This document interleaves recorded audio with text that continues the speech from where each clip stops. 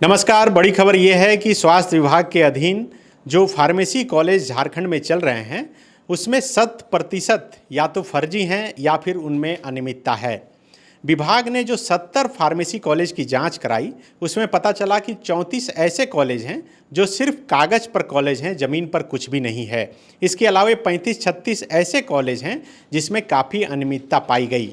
जानकारी ये है कि विभाग में ऊंचे पद पर बैठे हुए लोगों के संरक्षण में ये कॉलेज सिर्फ कागज़ पर चल रहे थे और ये कॉलेज सिर्फ सर्टिफिकेट मोटे रकम पर बांटने का काम कर रहे थे।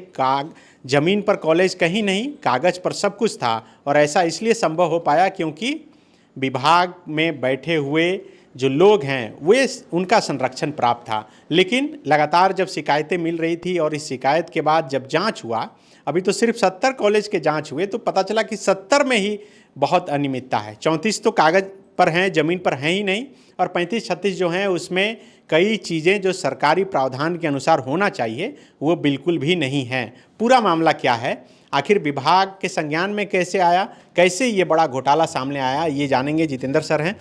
सर, ये स्वास्थ्य विभाग का मामला है? हाँ, स्वास्थ्य विभाग का मामला है और ये इसलिए सतह पर आया और स्वास्थ्य विभाग में जो बैठे अधिकारी हैं, बड़े अधिकारी, जब उनको लगने लगा कि ये मेरे गले की फांस बन जाएगी, पानी नाक से ऊपर चला जाएगा, तो उन्होंने विभाग के डिप्टी सेक्रेटरी रंजीत लोहड़ा की अध्यक्षता में 3 सदस्यीय कमेटी का गठन किया और ये कमेटी राज्य में लगभग 153 फार्मेसी कॉलेज चल रहे हैं। ये सभी pharmacy college diploma in pharmacy के हैं। इसके अलावा 34-35 बी फार्मा के कॉलेज हैं। तो ये जो जांच हुई है वो डी फार्मा की जांच हुई है, डिप्लोमा इन फार्मेसी की हुई है और वो भी 153 में अभी मात्र 70 की जांच हुई है। तो 70 में 34 में पाया गया है न उनका ज़मीन है, न मकान है, न उनके पास कोई इंफ्रास्ट्रक्चर है, न टीचर है, न छात्र आ रहे हैं। मतलब इस तरह की अनियमितता और भारी गड़बड़ी पाई गई। इस कॉलेज को एनओसी, लाइसेंस वगैरह कुछ मिलता होगा, वो कौन देता है? देखिए, यही सवाल जो विभाग के मंत्री हैं या सेक्रेटरी हैं उन पर खड़ा हो रहा है और इसलिए खड़ा हो रहा है कि इसकी प्रक्रिया ये है कि जब कोई भी फार्मेसी कॉलेज खोलता है तो वो एक 2022 से पहले लेटर ऑफ कंसेंट के लिए आवेदन करता था सरकार के पास।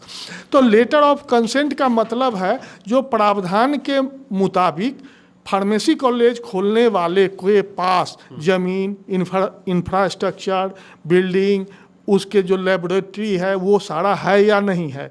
तो ये जब विभाग एनओसी दे देता था तो वो फार्मेसी काउंसिल में जाकर जो परीक्षा परिषद है, प्राधिकार है, वहाँ वो अप्लाई करता था और वो उसकी सहमति मिलने के बाद वो चला जाता था pharmacy council of India Delhi और वहाँ से सहमति प्राप्त कर लेता था।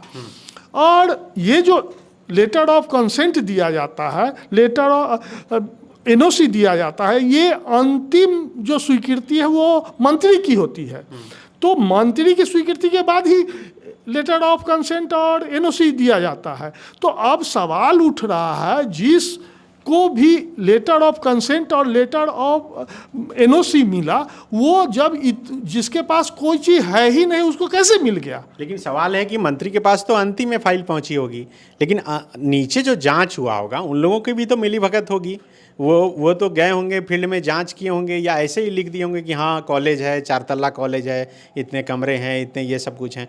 वो लोग की भी तो अपनी जिम्मेदारी है। एक नीचे से लेके ऊपर तक का मतलब मिलीभगत है। लेकिन क्या होता है, मान लीजिए जो यह राज्य है और यहाँ बहुत बड़ी अनियमितता हो रही है, तो इसके लिए मुख्य जिम्मेवार कौन होता है?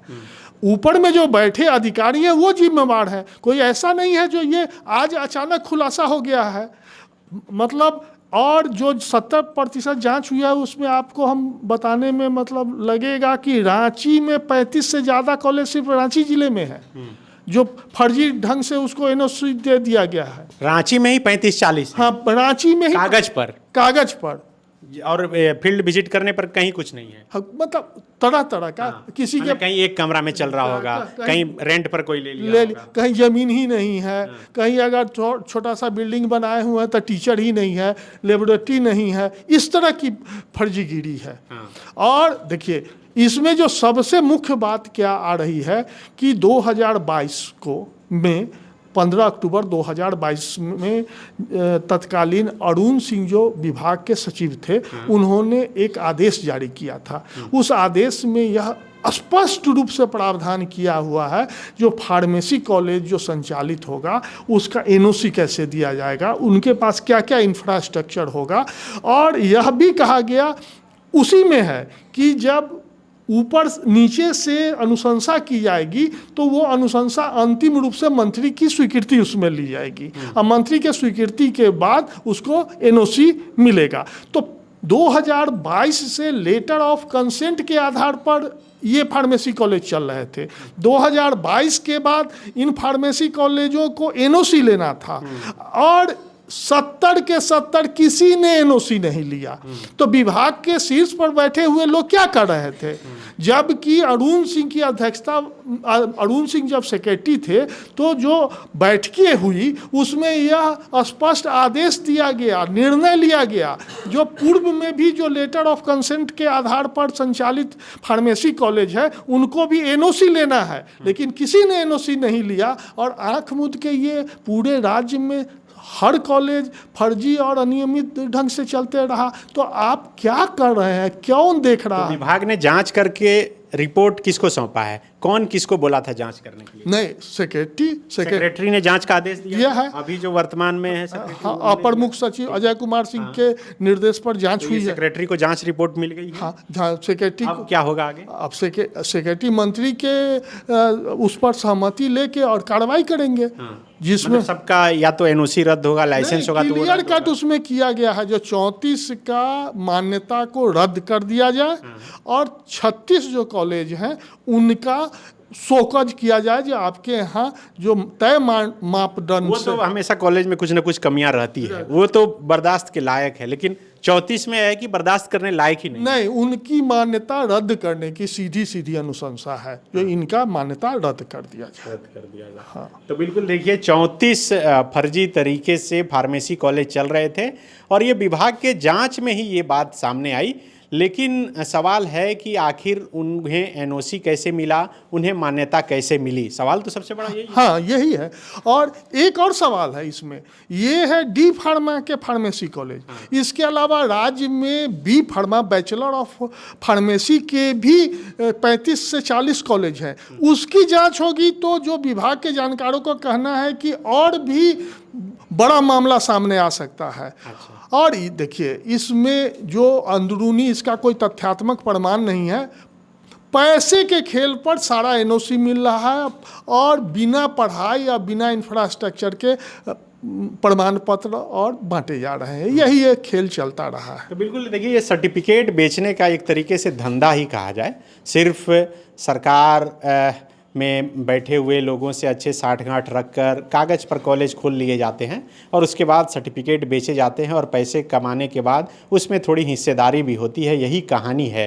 ये सिर्फ फार्मेसी नहीं, अच्छे से जांच हो तो और कई नए मामले जो है निकल कर सामने आएंगे। फिलहाल अच्छी बात यह है कि विभाग ने जांच करवाई है इस मामले की और विभाग ने पाया है कि 34 जो फार्मेसी कॉलेज थे वो फर्जी तरीके से चल रहे थे। अब सवाल है कि आखिर अब उन पर कब कार्रवाई होगी। दूसरा सवाल यही है कि इसमें जो लापरवाह लोग हैं, जिन्होंने उन्हें एनओसी दिया, जिन्होंने उन्हें एक तरीके से मान्यता दी, उन पर क्या कार्रवाई होगी, कब कब मान्यता दी गई, कैसे दी गई, उन पर अगर कार्रवाई नहीं होती है तो मान लीजिए कि फिर ढाक के 3 पात होना कुछ नहीं है। कॉलेज पर भले कार्रवाई हो जाए लेकिन मूल कार्रवाई तो उस पर होनी चाहिए जिन्होंने उन्हें मान्यता दी थी। शुक्रिया। गोल, जहां 27 वर्षों के सफर में 17,000 से भी अधिक छात्रों ने डॉक्टर एवं इंजीनियर बनकर भरे सफलता की ऊंची उड़ान, जहां साधारण छात्र भी झारखंड टॉपर्स बनकर बना रहे इतिहास। दूरदर्शी शिक्षाविद श्री विपिन सिंह के मार्गदर्शन में मेडिकल एवं इंजीनियरिंग के लाखों छात्रों के लिए आशा की किरण के रूप में गोल नेशंस लीडिंग इंस्टीट्यूट। प्रॉब्लम हो गया और सडनली हो गया, अचानक हो गया।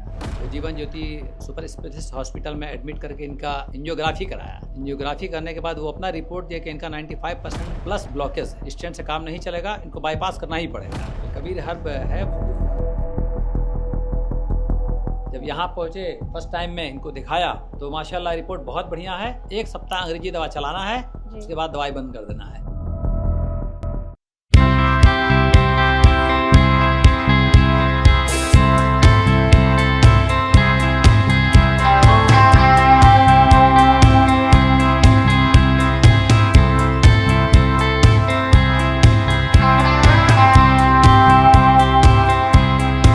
सरकारी परीक्षा की तैयारी का सबसे भरोसेमंद नाम NIBM।